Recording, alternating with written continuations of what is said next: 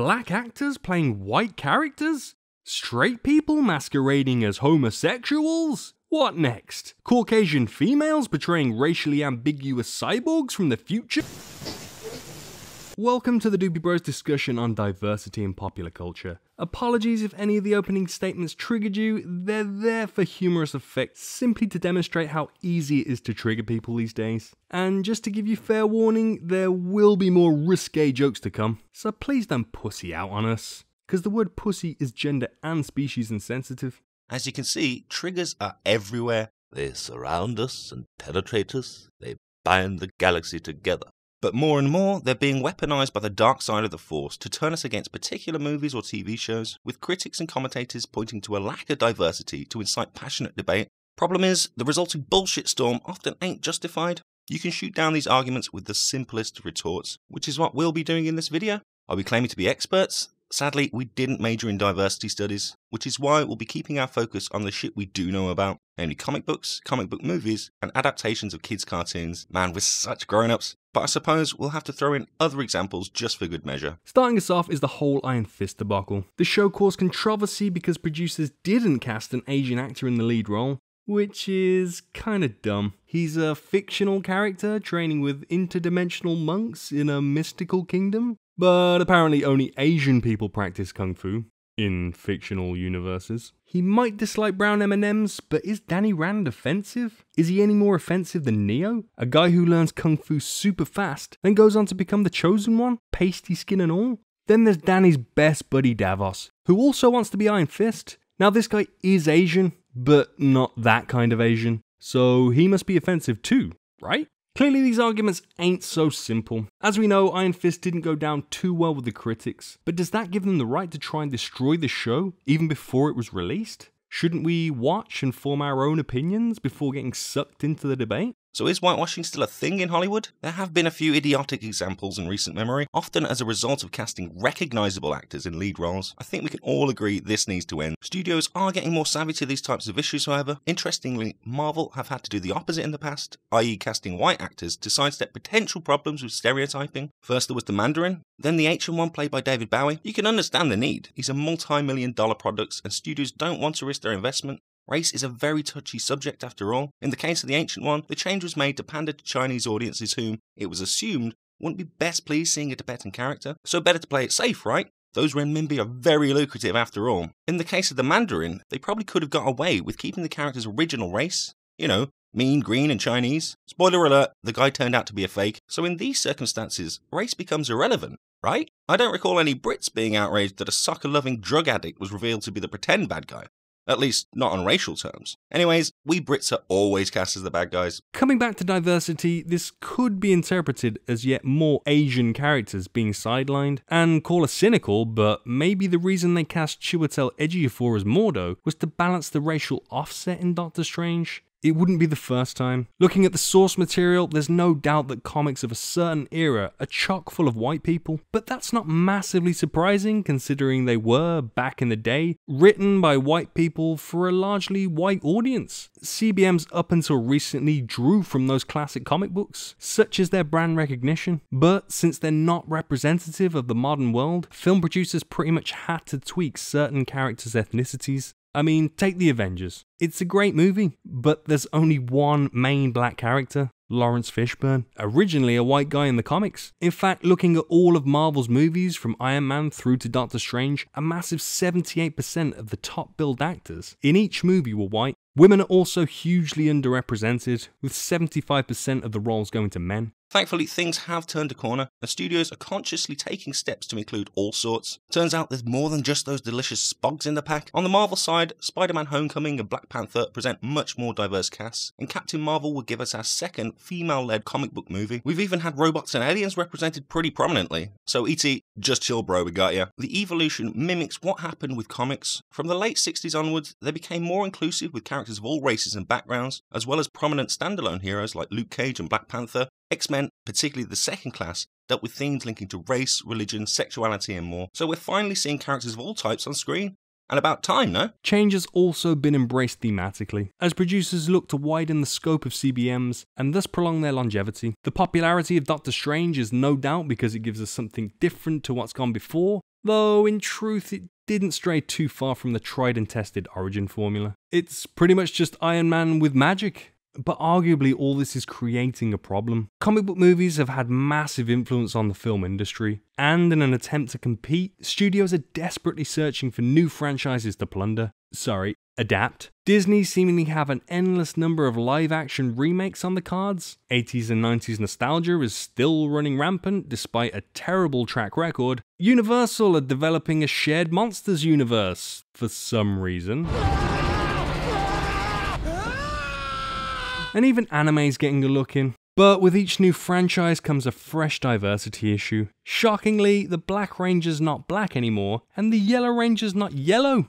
Because people can't actually be yellow. Well, I suppose the Simpsons can. Often these arguments boil down to a matter of taste. Sadly, critics frequently incite diversity rows because they don't like a movie. ScarJo got a lot of flack for taking the lead in Ghost in the Shell, a controversy the studio claims damaged the movie's box office earnings. Now everyone and their mother has an opinion on this matter, and who's to say which one's correct? So we'll defer to someone who knows much more than us, Mamoru Oshii, who directed the anime. He basically says that a cyborg's race is unimportant and that politics has shrouded the issue.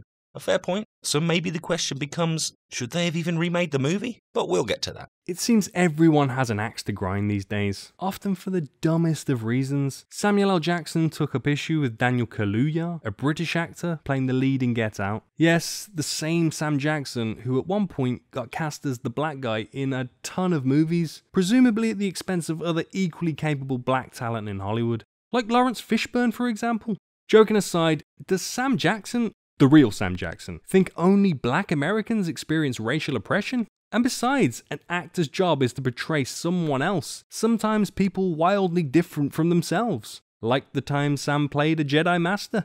Anyways, maybe he didn't notice all those Avengers masquerading as people from different countries, and indeed universes. In the spirit of these fake Avengers, how about a little thought experiment for you? My favourite Marvel movie is The Winter Soldier. It's great, so what if every role in that movie were recast with a different race? Would the movie be any less badass? Would you have enjoyed it any less? There are obviously limitations to this sentiment. You're not going to recast Red Skull as a Jewish guy, Black Panther makes no sense as an Asian, and there would undoubtedly be a lot of pissed off people of all races if Luke Cage got recast as a white dude. It'd be like Matt Murdock suddenly being Buddhist. These examples make zero sense because they're integral parts of certain characters that are unchangeable, and if you do change them, you're not working with the same character anymore. The truly important aspect of filmmaking is telling good stories well. When your focus is on ensuring every possible permutation of person is accounted for, you're not in the game of entertainment, but pandering, paying lip service to an idea to ultimately get more cash. To be clear, we're not saying Hollywood should use this as an excuse to whitewash, just that certain narratives require certain characters, whatever race they happen to be. To explore this point, let's come back to Get Out, a movie written and directed by Jordan Peele, which intelligently satirizes race relations in the States. The story is told from the point of view of an African American and his fear of white suburbia, yet the cast is made up mostly of white folks, and that's because the story demands it. But playing devil's advocate, you could argue that the cast should have had a higher ratio of black people, or conversely, white suburban America has been misrepresented. But the movie's a satire. We accept these narrative elements because they have a specific purpose. And this is where the ever-present call for diversity falls down because certain stories have to be a certain way, regardless of pandering. Admittedly, it's not always the critics causing the problem. Beauty and the Beast caught a controversy recently by including Disney's first homosexual character,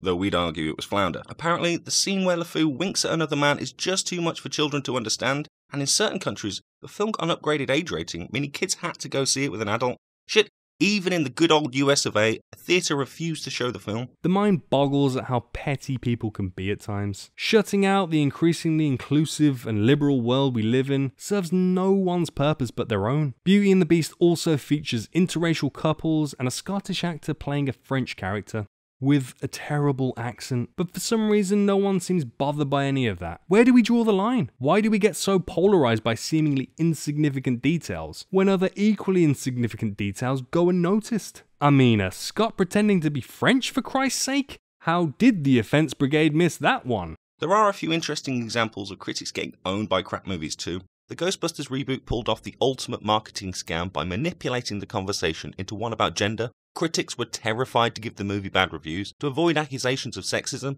Or at least, so it's been speculated. Doesn't that strike you of hypocrisy? They're happy to draw attention to seemingly trivial events in some movies, while failing to address massive shortcomings in others, all in an effort to appear PC, which is surely pandering by a different name?